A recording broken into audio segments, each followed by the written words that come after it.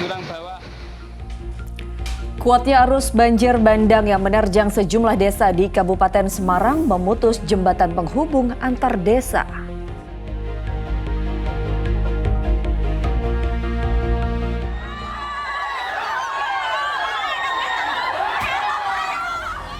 Seorang pria menjadi sasaran emosi warga setelah terpergok diduga mencuri motor di Bogor, Jawa Barat.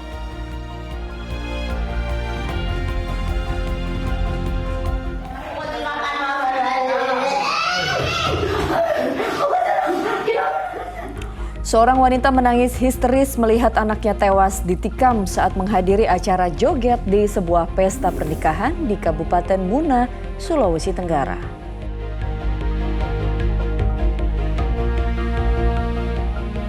Dalam rekonstruksi kematian putra dari artis Tamara Tiasmara, polisi menemukan fakta bahwa tersangka sempat mengakses kamera pengawas kolam renang melalui internet pada ponselnya.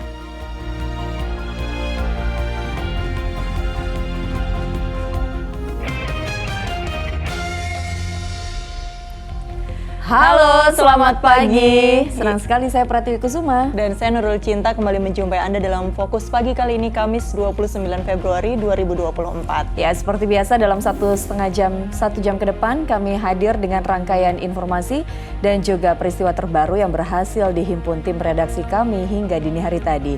Kita awali Fokus Pagi yang pertama pemirsa, banjir bandang kembali menerjang sejumlah desa di lereng Gunung Merbabu di Kabupaten Semarang, Jawa Tengah pada Rabu sore. Kuatnya arus memutus jembatan penghubung antar desa hingga akses warga lumpuh. Waspada yang lokasi dekat jurang bawah, banjir bandang semakin membesar. Kuatnya arus banjir bandang yang melanda lereng Gunung Merbabu di Desa Tajuk, Kecamatan Getasan, Kabupaten Semarang, Rabu sore menghanyutkan berbagai benda, termasuk batang-batang pohon yang tumbang diterjang banjir bandang. Kayunya gede gitu, kayunya gede. Banjir bandang setelah hujan deras turun diduga dipicu gundulnya lahan akibat kebakaran hutan Gunung Merbabu Oktober tahun lalu.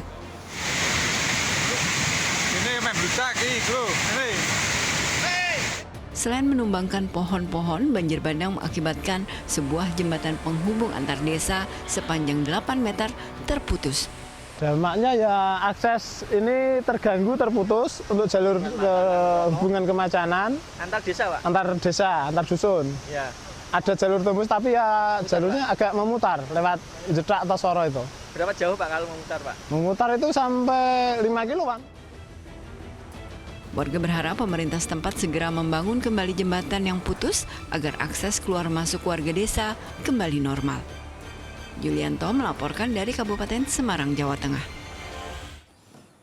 3 desa di kawasan lereng Gunung Merbabu, Kecamatan Getasan, Kabupaten Semarang terdampak banjir bandang. Material yang terbawa banjir menyumbat saluran air hingga membuat air meluap ke jalan.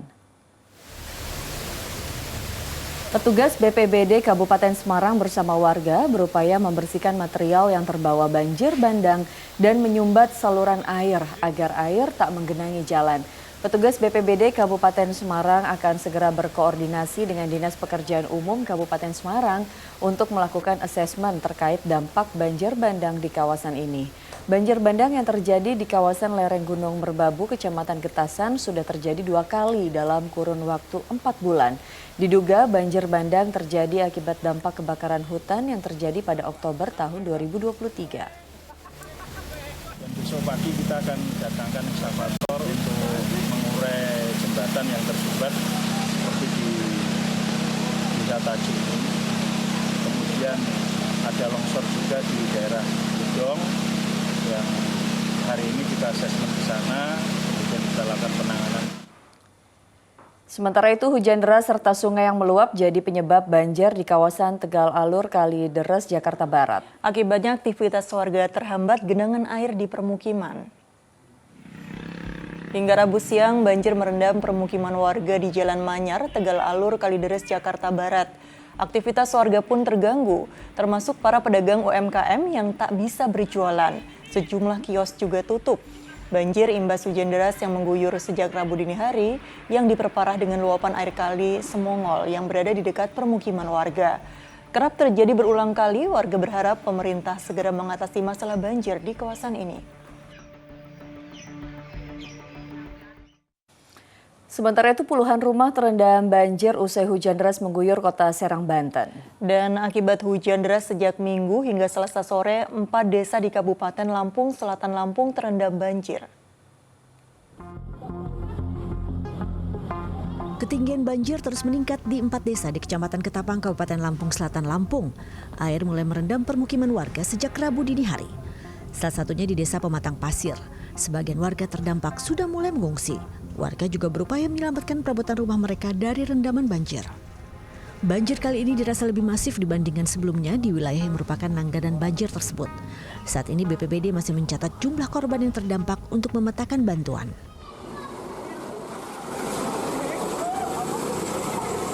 Tak jauh berbeda dengan di kota Serang, Banten. Puluhan rumah terendam banjir Rabu siang usai diguyur hujan deras selama beberapa jam. Menggunakan perahu, petugas BPBD pun membantu warga melintasi banjir. Tak hanya itu, petugas juga membantu warga membersihkan sejumlah rumah yang kebanjiran. Air mulai masuk ke dalam rumah sekira jam 3 Rabu dini hari. Jadi ini dimulai dari jam 3 subuh. Jam 3 subuh itu udah pada masuk, jam 4 udah semata kaki, terus lama-kelamaan makin menaik, paling tinggi udah seperti.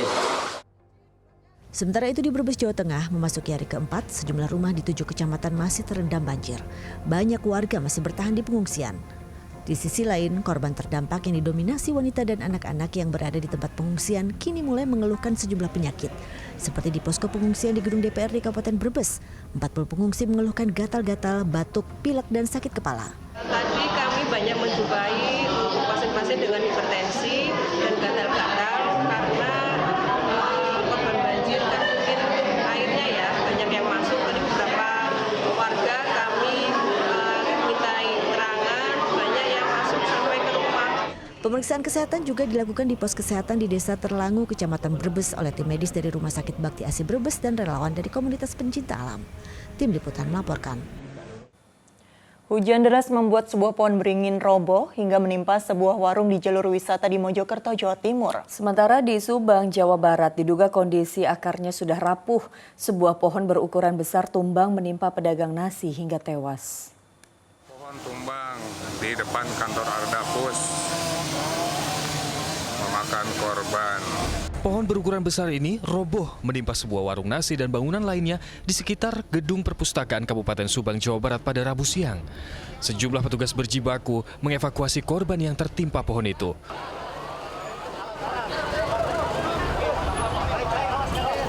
Sekira 1 jam kemudian, korban wanita 56 tahun yang merupakan pedagang warung nasi ditemukan meninggal dunia. Jasadnya lalu dibawa ke rumah sakit. Selain korban tewas, peristiwa ini juga membuat 2 orang mengalami luka-luka.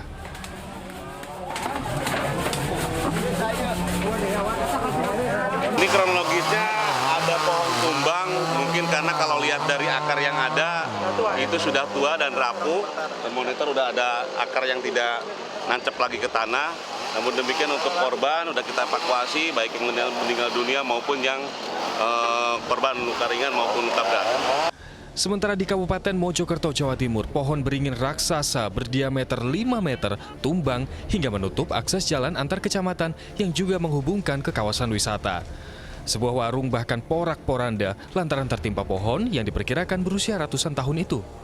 Diduga tumbangnya pohon akibat tanah yang labil usai diguyur hujan deras sehingga akar pohon yang sudah lapuk tak kuat menahan beban. Sejumlah petugas dan warga berupaya mengevakuasi batang pohon yang melintang di tengah jalan agar jalur menuju sejumlah kawasan wisata Kecamatan Trawas bisa dilalui. Tim Liputan melaporkan. Kita beralih ke informasi lain, diduga akibat korsleting listrik 2 rumah lantai di permukiman padat penduduk di Cakung, Jakarta Timur terbakar. Kebakaran juga melanda rumah 2 lantai yang dijadikan indekos dan warung kopi di Makassar, Sulawesi Selatan.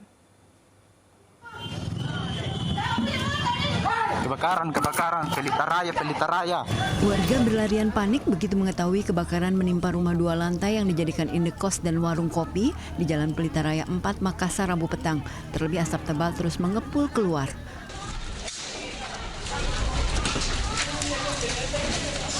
Menggunakan peralatan seadanya, warga ikut memadamkan api. Petugas pemadam kebakaran yang kemudian tiba di lokasi langsung berjibaku melokalisir kebakaran.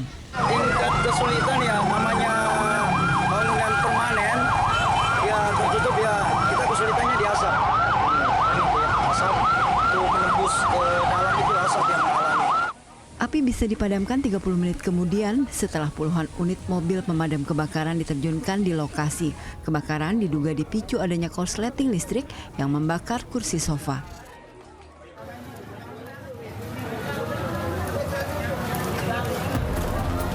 Di Jakarta, warga perumahan Aneka Elok, Kelurahan Penggilingan, Kecamatan Cakung, Jakarta Timur, digegerkan dengan terbakarnya sebuah rumah 2 lantai.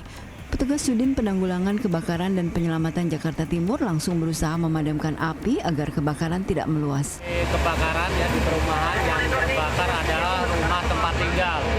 Untuk indikasi pertama dugaan sementara dari arus pendek kemudian.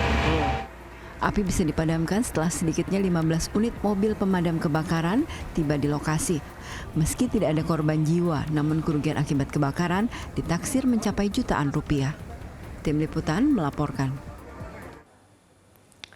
Menghindari razia polisi, sejumlah pemuda yang diduga mengikuti aksi balap liar di Grobogan, Jawa Tengah kabur ke areal persawahan. Bukannya lolos, mereka justru tidak berdaya menuntun motor di lahan yang berlumpur sehingga terjaring polisi.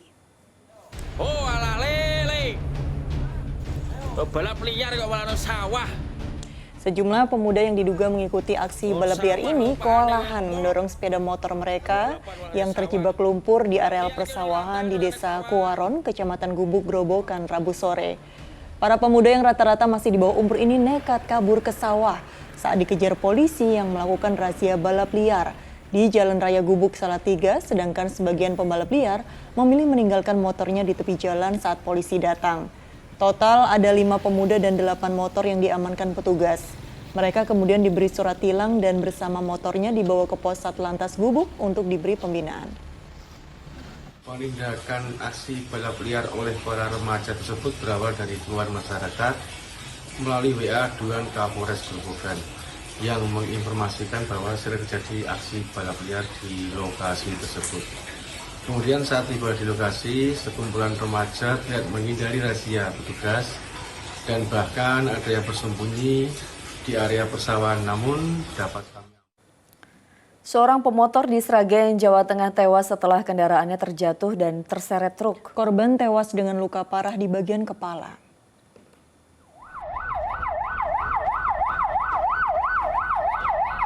Petugas Satlantas Polres Sragen langsung mengevakuasi jasad Andri Dwi Raharjo yang tewas usai terlibat kecelakaan dengan motor dan truk di Jalan Agus Salim, Sragen. Petugas kemudian melakukan olah TKP dan mengevakuasi 2 kendaraan sepeda motor serta truk ke kantor Satlantas Polres Sragen. Kecelakaan bermula ketika korban hendak menyalip truk saat melintas di lokasi kejadian. Naas, saat menyalip truk, tiba-tiba datang sebuah motor dari arah berlawanan. Kecelakaan antara kedua motor itu pun tak terhindarkan. Korban kemudian terjatuh ke kolong truk hingga membuatnya terseret. Korban tewas di lokasi kejadian dengan mengalami luka parah di bagian kepala. Untuk keterangan saksi awalnya motor tersebut tertarik truk, yang mana truk tersebut mempunyai tali di belakang truknya sehingga menyebabkan motornya terseret truk tersebut dan mengakibatkan korban meninggal dunia. Sementara pengemudi motor lainnya hanya mengalami luka ringan. Pengemudi motor maupun supir truk selanjutnya dibawa ke unit Satlantas Polres Sragen untuk dimintai keterangan. Heri Prasetyo melaporkan di Sragen, Jawa Tengah.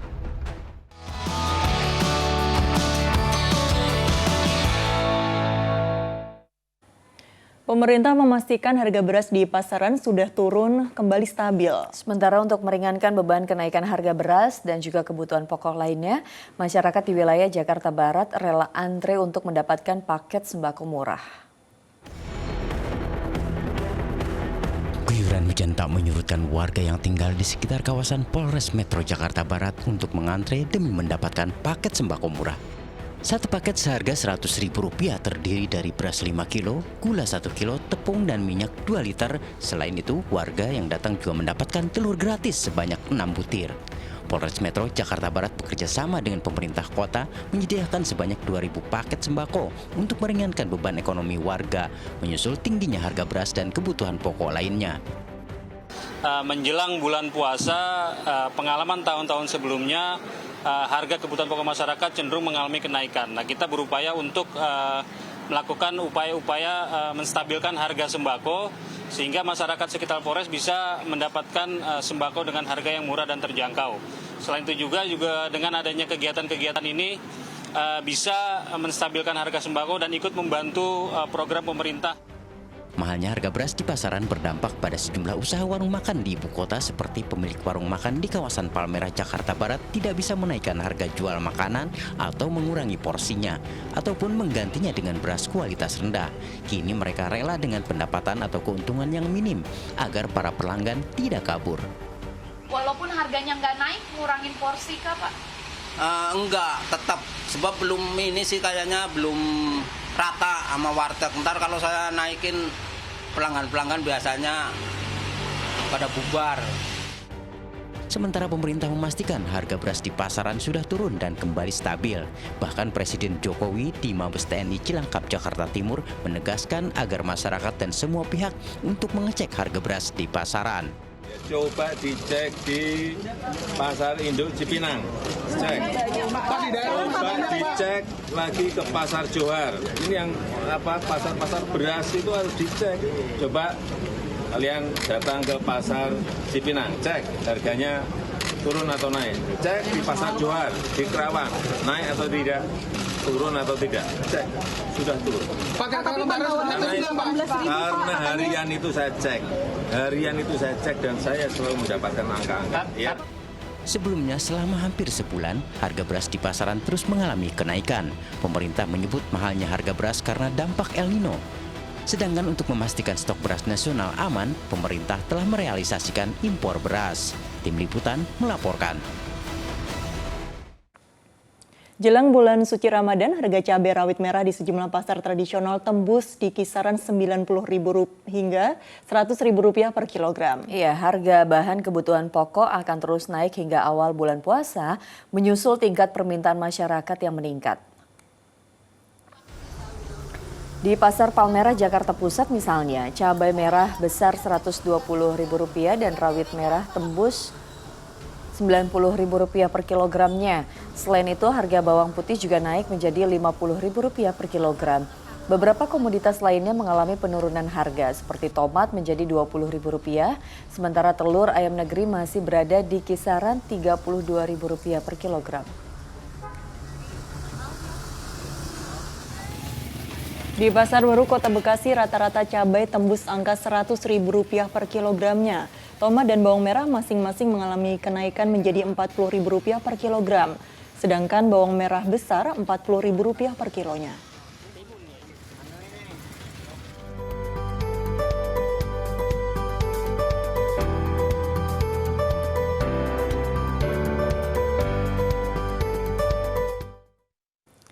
Kita ke informasi lainnya pemirsa, diduga kelaparan segerombolan monyet liar masuk ke permukiman warga di kawasan Sekeloa, Bandung, Jawa Barat pada Rabu siang. Meski tidak merusak, kehadirannya cukup meresahkan warga karena khawatir monyet-monyet menyerang anak-anak.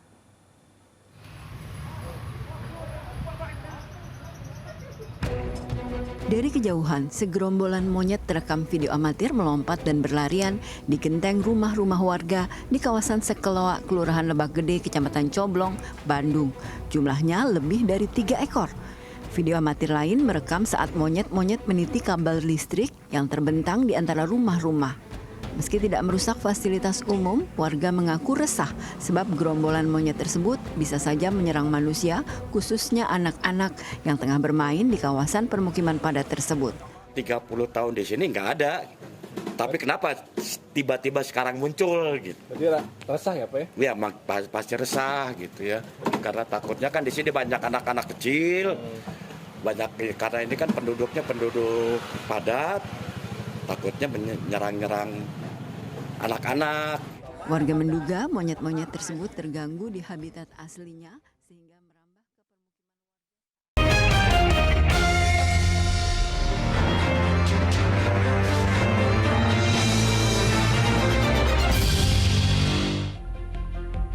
ke Tawuran dua kelompok pelajar terjadi di Jalan Raya Erlangga Barat 7, Kota Semarang, Jawa Tengah. Akibatnya arus lalu lintas di lokasi kejadian sempat terjadi kemacetan.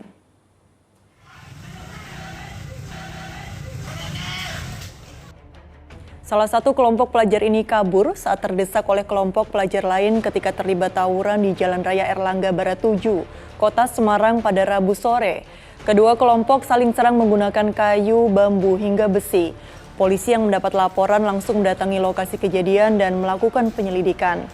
Petugas menyita sejumlah barang bukti berupa kayu, bambu, dan beberapa mata ikat pinggang berlogo sekolah di lokasi tawuran.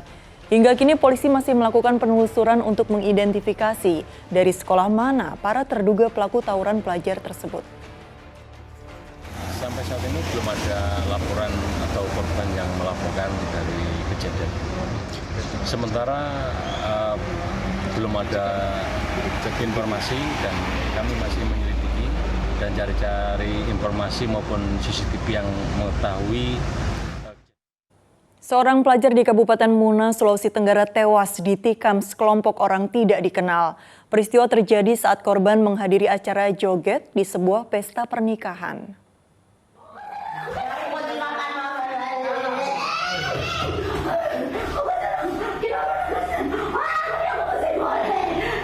Jerit tangis wanita ini pecah saat melihat tubuh anak laki-lakinya terbujur kaku tak bernyawa di Rumah Sakit Umum Daerah Kabupaten Muna.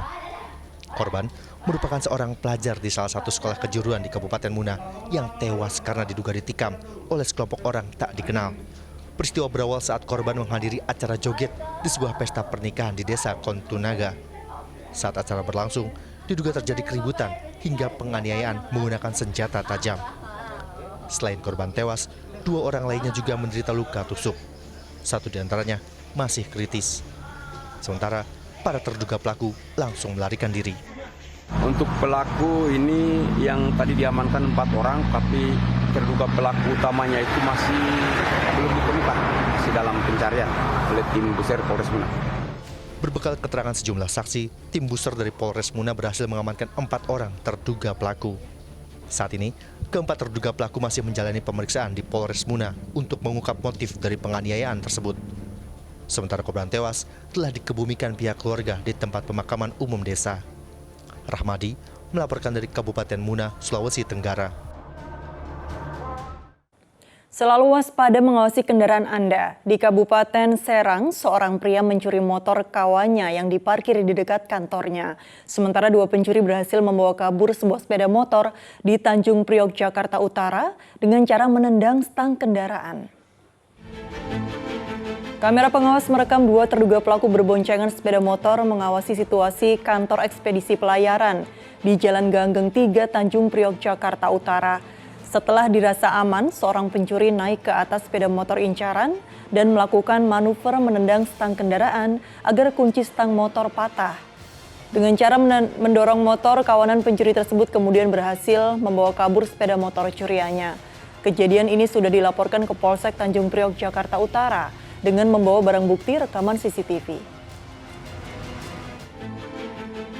Hati-hati dengan orang yang Anda percaya. Di Kabupaten Serang, motor milik karyawan kios tarik tunai di Kecamatan Kibin dicuri oleh temannya sendiri.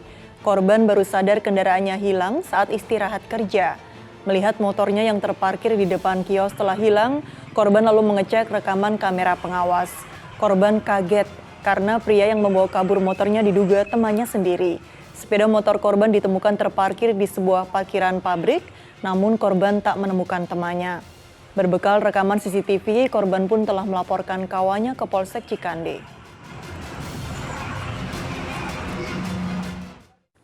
Terpergok saat beraksi, 1 dari 2 orang terduga pelaku pencurian motor di Kecamatan Gunung Putri, Kabupaten Bogor, Jawa Barat dihakimi warga. Sementara 1 pelaku lagi berhasil kabur.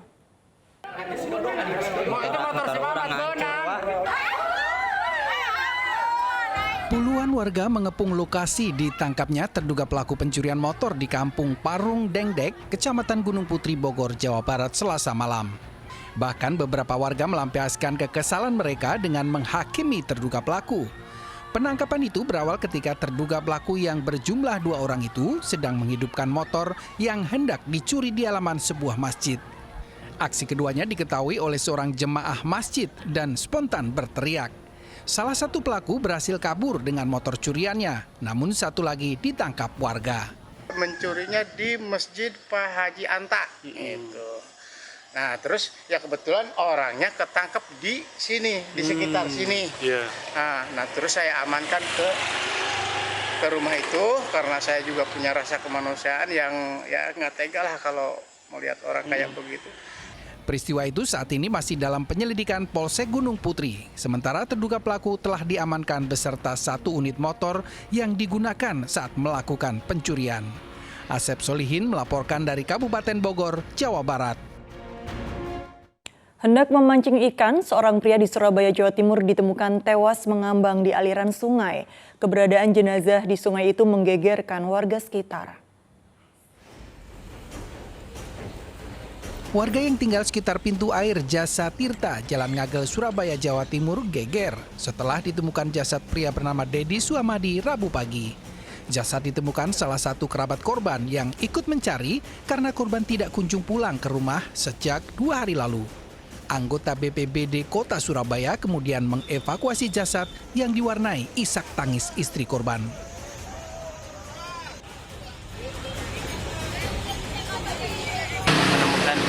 Satu jenazah yang mengapung, tepatnya di Ngagel, di pintu Rolak Wedok ya, atau di dekat Jasa Tirta. Itu kemudian kita amankan sebagai jenazah, kita pinggirkan sambil menunggu rekan-rekan evakuasi. Sebelumnya korban sempat pamit hendak memancing ikan di sungai, namun nasib berkata lain, diduga korban terpleset lalu jatuh ke sungai. Jasad kemudian dievakuasi ke Rumah Sakit Umum Daerah Dr. Sutomo, Surabaya. Rahmat Hidayat melaporkan dari Surabaya, Jawa Timur. Mayat seorang bayi perempuan terbungkus kain dan plastik ditemukan di bawah jembatan Wai Halim, Badar Lampung, Lampung. Sementara mayat wanita terbungkus selimut ditemukan di bibir jurang di Kota Banjar, Jawa Barat. Pihak keluarga tak kuasa menahan tangis ketika melihat jenazah Indriana berusia 25 tahun di kamar mayat RSUD Kota Banjar, Jawa Barat. Wanita muda ini ditemukan sudah menjadi mayat di bibir jurang dan terbungkus selimut di kawasan Neglasari akhir pekan kemarin. Sebelumnya korban yang merupakan warga Cipinang Pulo, Jakarta Timur pamit untuk bermain ke Puncak Bogor bersama temannya. Hingga kini belum ada keterangan dari polisi terkait penyebab pasti kematian korban yang merupakan marketing sebuah perusahaan swasta di Jakarta tersebut. Mayat seorang bayi perempuan ditemukan pemulung di bawah jembatan di Wai Halim, Bandar Lampung. Kondisi jenazah korban terbungkus kain dan plastik. Polisi yang tangani kasusnya langsung membawa mayat bayi ke RSUD Abdul Muluk untuk kepentingan penyelidikan. Dugaan sementara bayi malang ini sengaja dibuang orang tuanya. Sempat menghilang terduga pelaku penganiayaan bayi berusia 4 tahun di Kecamatan Solear, Kabupaten Tangerang, Banten ditangkap polisi. Terbukti tangkap tangan anak ini pelakunya, dikiranya itu nggak masalah. Ini belum ada bukti ditilakan itu. Nanti Bapak bisa adukan lagi. Bisa. Iya. Perdebatan terjadi saat polisi menyebut terduga pelaku penganiayaan di rumahnya di Kecamatan Karangtengah, Tangerang, Banten Selasa malam. Meski sempat ditentang, terduga pelaku akhirnya dibawa ke Mapolresta Tangerang. Pria bernama Jovandi Demas Halifah ini diburu polisi karena diduga menganiaya anak tirinya berusia 4 tahun. Sudah adanya nyata bahwa perbuatan itu terjadi kepada anak, kami mendampingi anak satu korban dan orang tuanya untuk melakukan visum terlebih dahulu. Setelah itu, dari pihak penyidik meminta keterangan dari ibu korban. Hingga Rabu siang, status terduga pelaku belum ditingkatkan sebagai tersangka. Dugaan penganiayaan terjadi di Desa Cirende, Kecamatan Solear, Kabupaten Tangerang, Banten, 10 Februari 2024. Akibat penganiayaan itu, korban mengalami luka lebam di tubuh. Syahbudi Natar melaporkan dari Kabupaten Tangerang, Banten. Polisi menggelar rekonstruksi kasus kematian putra dari artis Tamara Tiasmara pada Rabu siang. Dugaan pembunuhan berencana makin menguat dengan terkuaknya upaya kekasih Tamara mengakses kamera pengawas atau CCTV kolam renang melalui internet saat perjalanan menuju kolam renang.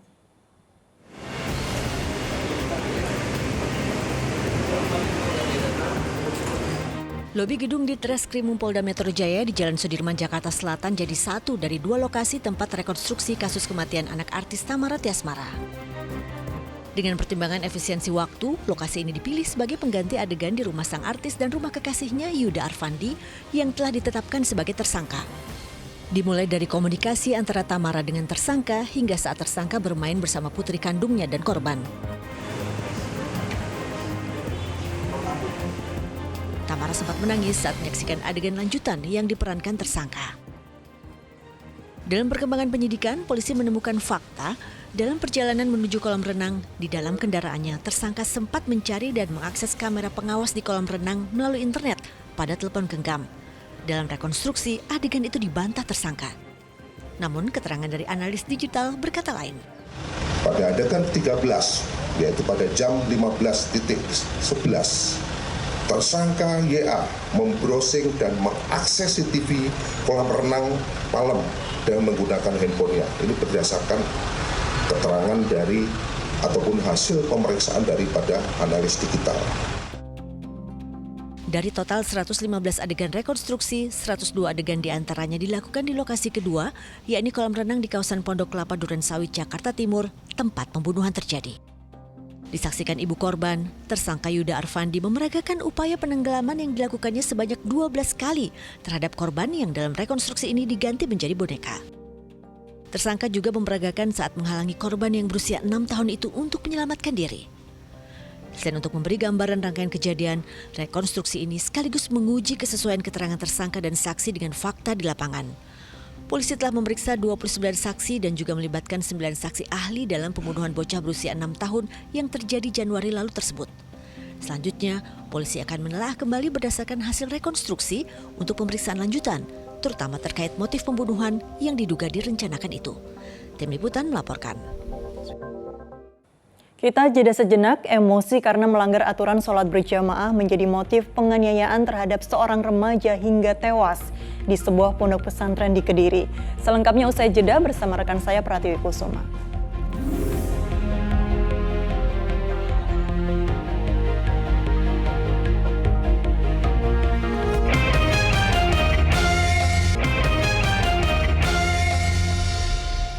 Anda kembali menyaksikan Fokus Pagi bersama saya Pratiwi Kusuma. Kita lanjutkan informasi di pagi hari ini. Terekam kamera pengintai saat mencuri pakaian dalam wanita, seorang pemuda di Ponorogo, Jawa Timur babak belur menjadi bulan-bulanan warga. Di hadapan polisi, lelaki itu mengaku sudah 8 kali berulah.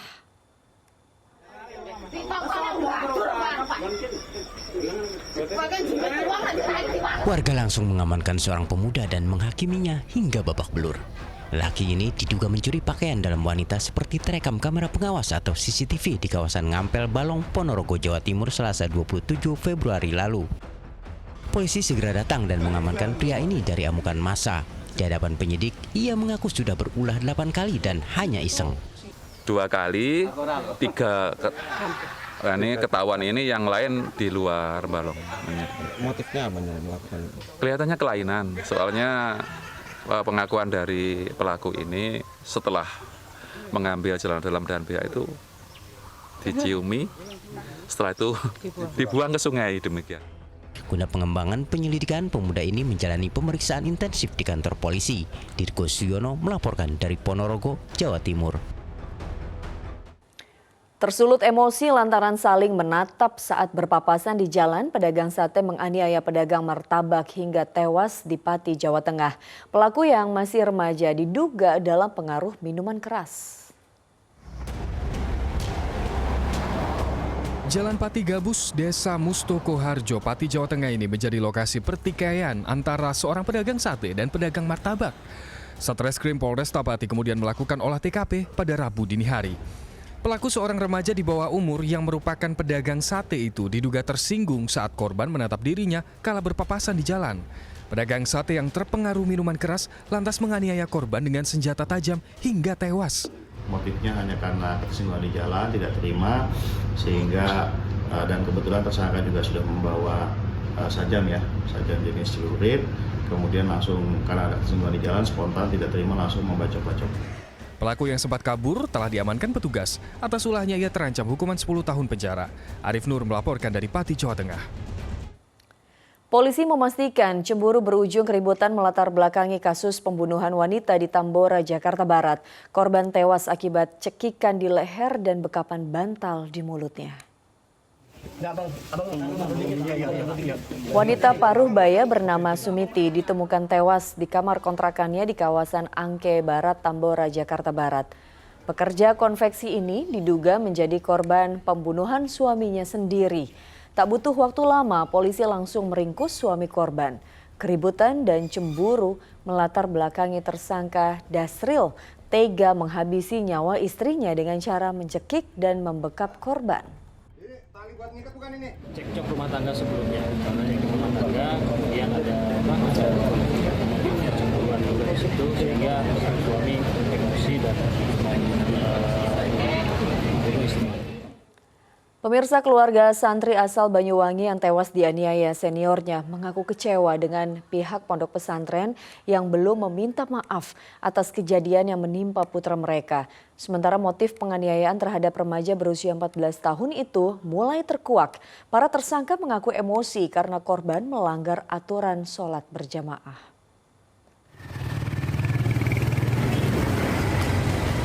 Motif penganiayaan hingga tewas santri asal Banyuwangi yang diduga dilakukan seniornya di Pondok Pesantren Mojo, Kabupaten Kediri ini mulai terkuak. Kuasa hukum tersangka mengatakan peristiwa penganiayaan bermula ketika korban Bintang Maulana menolak salat berjamaah yang memicu 4 tersangka terpancing emosi dan memukul korban. Ditanya kenapa kamu kok ngomong adu-adu, mengada-ada, kemudian kenapa kamu kok nggak sholat jamaah. Nah, terus jawabannya Bintang itu tidak nyambung dengan pertanyaan. Kemudian Bintang juga ada memelototi pelaku, anak merasa begitu. Kemudian ternyata mereka merasa emosi dan dipukullah Bintang. Kematian Bintang Maulana masih diratapi ibunda korban yang tinggal di kawasan perkebunan Afdeling, Dusun Kendang Lembu, dan Mor Banyuwangi. Keluarga mengaku kecewa dengan pihak pondok pesantren yang hingga kini belum meminta maaf dan tak punya itikat baik. Apalagi penyebab kematian yang disampaikan pihak pondok pesantren tak sesuai fakta. Sekarang saya kenapa sampai detik ini dengan kepulangan anak saya, kepergian anak saya itu pihak pondok pesantren sampai saat ini tidak ada kata ini inisiatif atau berbelasungkawa ataupun kata maaf kepada pihak keluarga yang sedang berduka saat ini. Itu saja. Sabtu pekan lalu Bintang dipulangkan dari pondok pesantren ke rumahnya dalam keadaan sudah terbujur kaku. Pihak Ponpes mengabarkan bahwa korban jatuh dari kamar mandi. Tapi melihat jasadnya penuh luka berlumuran darah, belakangan diketahui remaja berusia 14 tahun itu tewas diduga dianiaya 4 seniornya yang rata-rata berusia 17 dan 18 tahun. Sejauh ini polisi telah menetapkan 4 santri sebagai tersangka, di mana seorang diantaranya adalah sepupu korban. Tim Liputan melaporkan.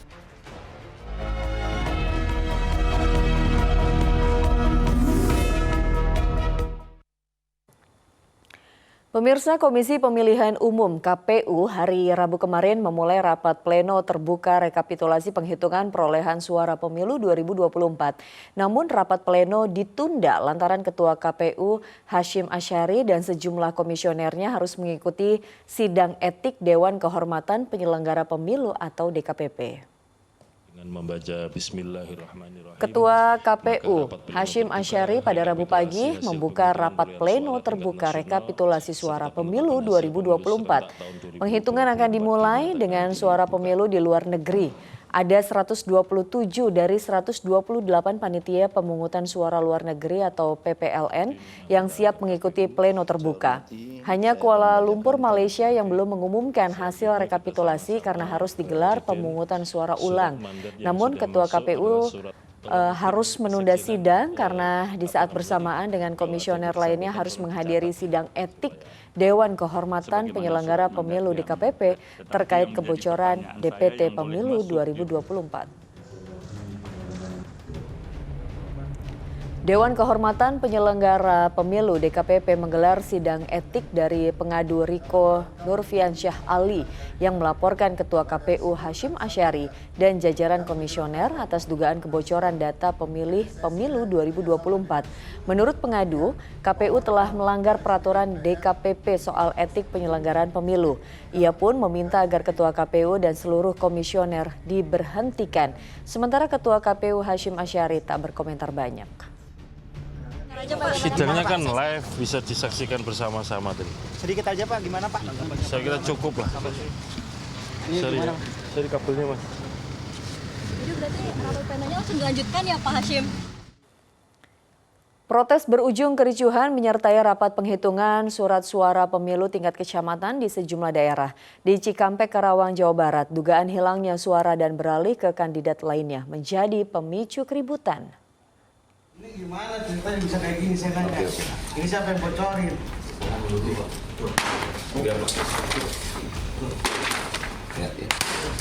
Masa pendukung salah satu calon legislatif DPRD Karawang ini tak terima dengan rapat pleno rekapitulasi perolehan suara DPRD Kabupaten di tingkat kecamatan. Mereka menuding suara kandidat tersebut hilang dan bergeser ke caleg lainnya. Masa bersama Bawaslu dan KPU Karawang kemudian sepakat untuk mencocokkan ulang data tersebut dan suara yang hilang akan dikembalikan sesuai dengan putusan surat C1 hasil penghitungan di TPS. Berkaitan dengan ditemukannya selisih model hasil rekapitulasi dari Kecamatan Cikampek, ini kami di KPU akan melakukan pemerintah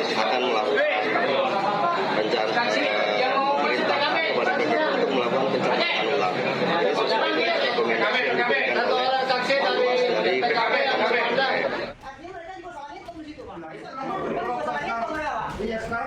Kericuhan juga menyertai rekapitulasi penghitungan suara pemilu 2024 di tingkat Kecamatan Indralaya Utara, Ogan Ilir, Sumatera Selatan. Penyebabnya salah satu saksi partai politik menduga adanya kecurangan hingga harus kehilangan sebanyak 10 suara. Samsun Nursam dan Dedi Irwansah melaporkan dari Karawang, Jawa Barat dan Ogan Ilir, Sumatera Selatan. Menteri Pertahanan Prabowo Subianto resmi mendapat anugerah Jenderal Kehormatan Bintang 4. Kenaikan pangkat istimewa diberikan oleh Presiden Joko Widodo di Markas Besar TNI di Cilangkap, Jakarta Timur.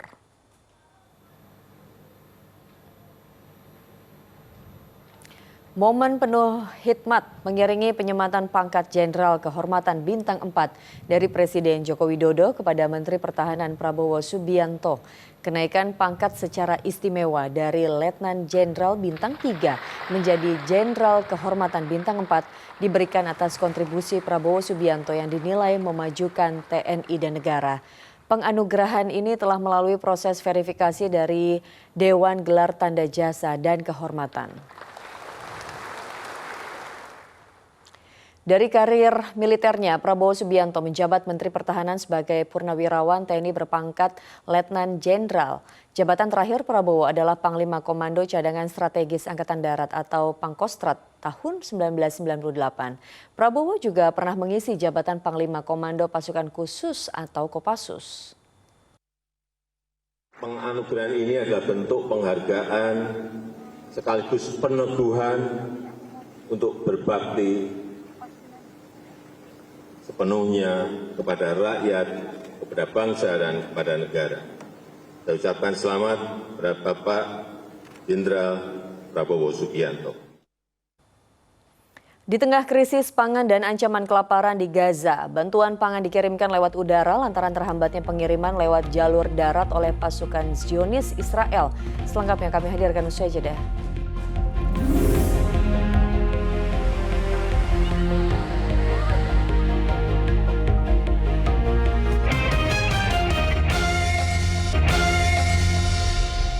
Anda kembali menyaksikan Fokus Pagi bersama saya Pratiwi Kusuma. Dan saya Nurul Cinta. Kita lanjutkan informasi pada pagi hari ini. Presiden Amerika Serikat Joe Biden berharap gencatan senjata di Gaza, Palestina dapat dilakukan Senin pekan depan menjelang bulan Ramadan. Sementara itu di tengah krisis pangan dan ancaman kelaparan, sejumlah negara Arab mengirimkan bantuan pangan lewat udara lantaran terhambatnya pengiriman lewat jalur udara oleh pasukan Zionis Israel.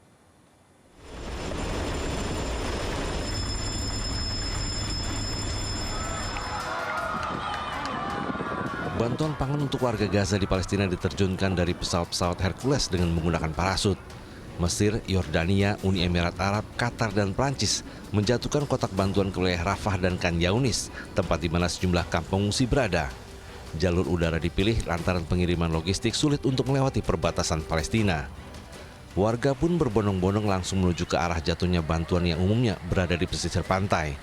Badan Pangan PBB dan kelompok bantuan mengaku mereka menghadapi proses pemeriksaan yang rumit oleh pasukan Zionis Israel jika pengiriman bantuan melalui jalur darat dengan alasan keamanan. Akibatnya bantuan menjadi lambat diterima warga yang kini dilanda krisis pangan dan ancaman kelaparan. Sementara itu Presiden Amerika Serikat Joe Biden berharap gencatan senjata akan dimulai Senin pekan depan, seiring makin dekatnya bulan suci Ramadan. Negosiasi sedang dilakukan termasuk soal pembebasan sandera. Well, I hope by the beginning of the weekend. The end of the weekend. At least my national security advisor tells me that we're close. We're close. It's not done yet. And my hope is by next Monday we'll have a ceasefire. Upaya genosida pasukan Zionis Israel telah menewaskan hampir 30.000 orang sejak agresi bulan Oktober tahun lalu. Sebagian besar korban adalah anak-anak dan wanita. Dari pekan ke-26 dari Liga 1, duel PSM Makassar kontra Persebaya Surabaya berakhir sama kuat 0-0. Ya, sedangkan Persik Kediri semakin mendekati zona 4 besar usai menaklukkan Barito Putra 3-1. Persik Kediri tampil agresif kala menjamu Barito Putra di Stadion Brawijaya Kediri, Jawa Timur Rabu sore. Tampil di hadapan publik sendiri, tim Macan Putih unggul 1-0 di babak pertama saat Alhamra Hehanusa berhasil menanduk bola umpan sepak pojok. Di babak kedua, tuan rumah tidak mengendurkan serangan. Persik berhasil menambah 2 gol yang dicetak oleh Muhammad Hanafi di menit 69 dan menit ke-76. Barito hanya mampu menghasilkan gol hiburan di menit ke-80 melalui sundulan pemain veteran Bayu Pradana. Menang 3-1, Persik menduduki posisi ke-6 dengan koleksi 40 poin, terpaut 2 angka dari zona 4 besar atau Championship Series. Sementara dari laga lain, duel PSM Makassar kontra Persebaya Surabaya pada Rabu malam berakhir sama kuat 0-0. Meski kedua tim tampil menyerang, tidak ada gol yang dihasilkan hingga laga berakhir. Hasil imbang membuat PSM berada di posisi ke-8 dengan 34 poin, sedangkan Persebaya di urutan ke-12 dengan koleksi 32 angka. Laga pekan ke-26 dari Liga 1 akan ditutup dengan duel sengit antara Bali United menghadapi Persis Solo. Pertandingan nanti akan menjadi laga tidak mudah bagi tuan rumah karena penampilan Persis di bawah pelatih baru belum tersentuh kekalahan. Duel Bali United kontra Persis Solo yang berlangsung di Stadion Iwayan Dipta Gianyar, Bali pada Kamis malam akan menjadi laga penutup di pekan ke-26 BRI Liga 1. Kemenangan jelas menjadi target utama tuan rumah Serdadu Tridatu untuk mengamankan posisi 4 besar sekaligus menyegel tiket lolos ke Championship Series. Namun meraih poin penuh tidak bisa didapat dengan mudah kubu tuan rumah. Serdadu Tridatu harus melakukan perbaikan di barisan serang. Pasalnya dalam 3 laga terakhir skuad asuhan Stefano Cugura tak mampu mencetak gol. Kondisi Bali United berbanding terbalik dengan Persis Solo yang datang dengan motivasi dan kepercayaan diri tinggi. Di bawah asuhan pelatih baru Milomir Seslija, performa Laskar Sambernyawa meningkat pesat dan bahkan belum tersentuh kekalahan. Bersama Seslija, Persis menorehkan 7 poin dari 3 laga. Barisan serang Laskar Sambernyawa juga diubahnya jadi lini serang yang mematikan dengan mencetak 7 gol dalam 3 laga terakhir. Arianto Hutapea melaporkan dari Badung, Bali.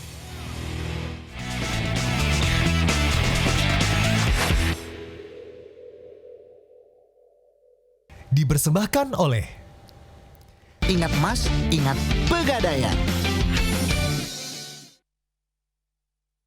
Kita beralih menuju laga leg kedua semifinal Pegadaian Liga 2. Tuan rumah Semen Padang akan menjaga rekor tak terkalahkan di kandang saat menjamu Malut United. Ya, pada partai semifinal lainnya, duel sengit akan tersaji di Stadion Cendrawasih yang mempertemukan PSBS Biak kontra Persiraja Banda Aceh.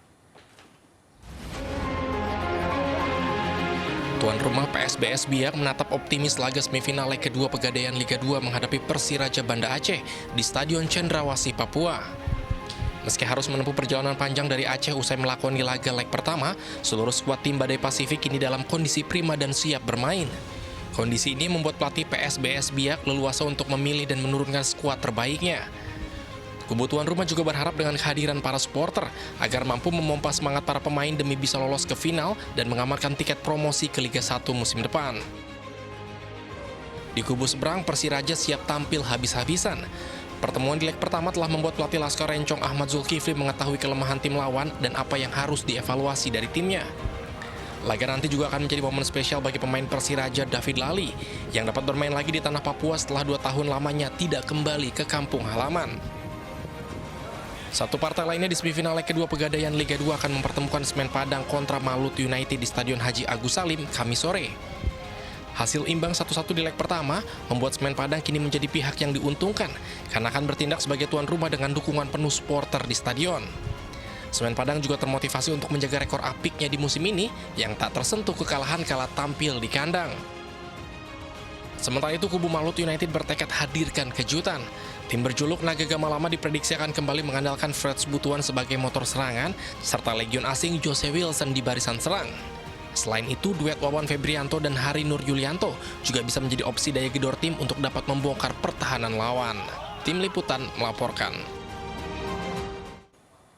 Ya pemirsa, saksikan hari ini Pegadaian Liga 2 2023-2024 Semen Padang FC versus Malut United FC. Pukul 14.30 waktu Indonesia Barat dilanjutkan Big Match BRI Liga 1 2023-2024 Bali United FC versus Persis Solo pukul 18.30 waktu Indonesia Barat. Live eksklusif di Indosiar dan video.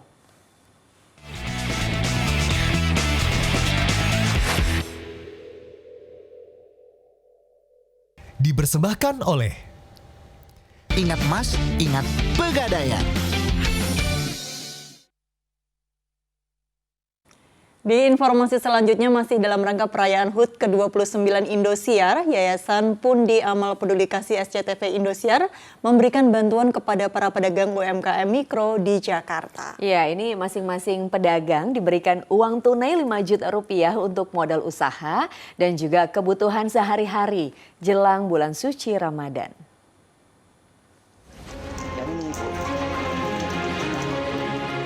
Seorang pedagang keliling bernama Awang asal Majalengka setiap harinya harus beradu nasib dengan berjualan perabotan di kawasan Jakarta Barat.